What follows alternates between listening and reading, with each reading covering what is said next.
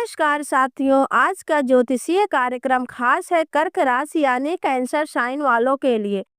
जुलाई 2025 मासिक राशिफल लेकर आए हैं हम, जहां जानेंगे कि यह महीना आपके लिए कितना सतर्क रहने वाला है। इस वीडियो से आप जानेंगे स्वास्थ्य, शिक्षा, प्रेम, विवाह, भाग्य, करियर और व्यापार, इन सभी क्षेत्रों में ग्रहों की चाल क्या संकेत दे रही है। साथ ही कौन से ग्रह किस भाव में स्थित है और वह आपके जीवन में कैसे प्रभावित करेंगे। और हाँ, वीडियो के अंत तक मिलेगा एक खास उपाय जिसे अपनाकर आप इस महीने को और भी बेहतर बना सकते हैं। तो चलिए शुरू करते हैं। कर्क राशि वालों के लिए जुलाई का पूरा विश्लेषण।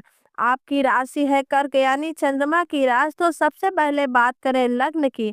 आपके प्रथम भाव में बुध, जिससे विचारों में स्पष्टता आएगी। द्वितीय भाव में बैठे हैं मंगल और केतु, जो कभी कभी बोलचाल में तीखापन और पैसों को लेकर उतार चढ़ाव दे सकते हैं। अष्टम भाव में स्थित है राहु, जो मानसिक भ्रम या अचानक बदलाव का कारण बन सकते हैं। नवम भाव में बैठे हैं शनि, जो भाग्य को थोड़ी धीमी गति से आगे बढ़ाएंगे, मगर जो भी मिलेगा अस्थायी होकर होगा। एकादश भाव में है शुक्र, जो प्रेम, सहयोग और लाभ में वृद्धि का संकेत दे रहे हैं।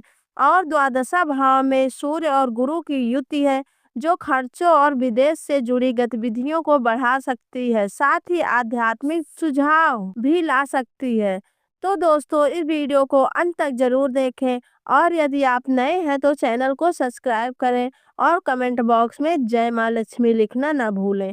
जुलाई 2025 में कर्क राशि के जातकों के लिए स्वास्थ्य के क्षेत्र में कुछ विशेष संकेत मिल रहे हैं। आपके लग्नेश चंद्रमा, जिसकी गति बहुत तेज होती है, इसका सीधा असर मन और शरीर दोनों पर दिखाई दे सकता है। कभी उत्साह तो कभी थकान, कभी ऊर्जा तो कभी सुस्ती। यह उतार चढ़ाव इस महीने सामान्य रहेगा। इस समय मंगल का गोचर द्वितीय भाव में है, जो खान पान की आदतों को असंतुलित कर सकता है। तेज मिर्च, मसाला, बाहर का भोजन या असमय पेट से जुड़ी समस्याएं दे सकता है। गैस, एसिडिटी या अपच जैसी परेशानी से बचने के लिए हल्का और सादा भोजन अधिक लाभकारी रहेगा। गुरु का स्थान इस समय द्वादश भाव में है। जब बृहस्पति 12वें घर में होते हैं तो कई पाचन तंत्र धीमा हो जाता है, लीवर से जुड़ी गड़बड़ियां उभरती हैं या फिर वजन असामान्य तरीके से बढ़ता या घटता है। ऐसे में सावधानी यही है कि जंक फूड, ज़्यादा फैट वाला खाना या देर रात भोजन से दूरी बनाए रखें। शरीर को आराम दें और जल आधारित चीजें जैसे नारियल पानी, सत्तू, बेल का शरबत आदि शामिल करें। अब बात करते हैं अष्टम भाव में स्थित राहु की। इनका असर कभी कभी अचानक देखने को मिलता है। ये होने वाली घटनाओं का संकेत करते हैं। वाहन चलाते समय या ऊंचाई से जुड़ी किसी गतिविधि से सावधानी अवश्य रखें।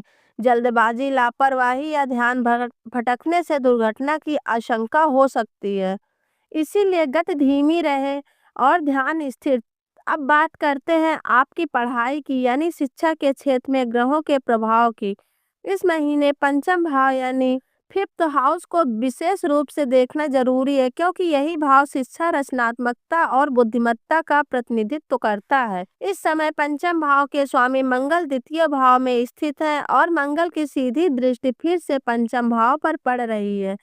इसका अर्थ है मानसिक एकाग्रता बनी रहेगी और पढ़ाई में रुचि भी दिखेगी। जो छात्र किसी नई पढ़ाई की शुरुआत, एडमिशन या फॉर्म भरने की योजना बना रहे हैं, उनके लिए समय अनुकूल है। इस भाव पर शुक्र की दृष्टि भी पड़ रही है, जो आपके भीतर कलात्मकता और रचनात्मक सोच को बढ़ाएगी। यदि आप किसी डिजाइन, आर्ट या सोशल स्ट्रीट से जुड़े विषय से आगे बढ़ना चाहते हैं तो इस समय आपका मन ज्यादा जुड़ेगा और अवसर भी मिल सकते हैं। जिन छात्रों में के मन में किसी तरह का निर्णय लेने को लेकर उलझन थी, उन्हें अब आगे बढ़ने का समय मिल सकता है। हाँ, केतु की मंगल के साथ युति थोड़ी अनिश्चितता ला सकती है। कभी कभी ऐसा लगेगा कि जो मेहनत कर रहे हैं वह अपेक्षित फल नहीं दे रही है। ऐसे में धैर्य बनाकर रखें और खुद को बार बार मोटिवेट करें। अब बात करते हैं उपाय की, ताकि यह सकारात्मक समय और भी ज्यादा फायदेमंद बन जाए। सबसे पहला उपाय, हर सुबह उगते सूर्य को तांबे के लोटे से जल चढ़ाएं। इससे सूर्य को ऊर्जा, आपके आत्मबल और बढ़ाएगी और मानसिक फोकस मजबूत रहेगा। दूसरा उपाय, सूर्यास्त के बाद चंद्रमा के बीज मंत्र का जप करें। ओम सत चंद्रमम से नमः। इस मंत्र का 108 बार जप करें। यह मन की स्थिरता देगा और निर्णय लेने में शक्ति बढ़ाएगा। अगर आपको यह जानकारी उपयोगी लगी हो तो वीडियो को लाइक, शेयर और सब्सक्राइब करें। धन्यवाद।